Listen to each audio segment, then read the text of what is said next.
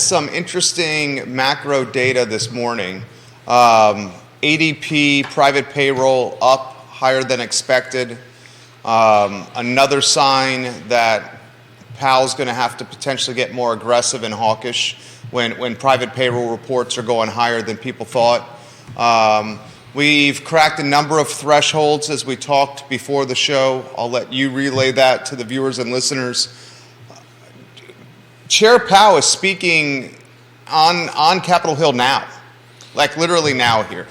Yeah, and he spoke yesterday. I think the takeaway for the last 24 hours really has been they have not been as hawkish as expected.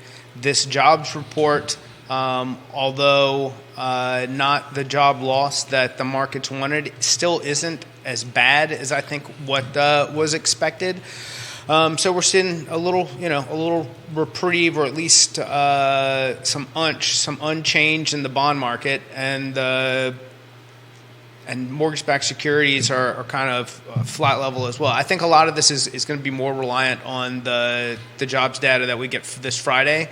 Much like I said a month ago, when there was a really positive an ADP report that showed some job losses, everything responded really well. Then that report just got laid on its back 3 days later.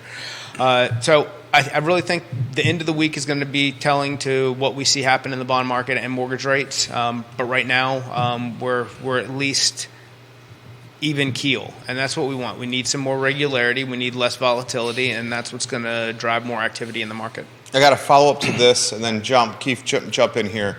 How are rates responding? How are we seeing clients with what they're locking in here? We're over 7 in a lot of circumstances, are we?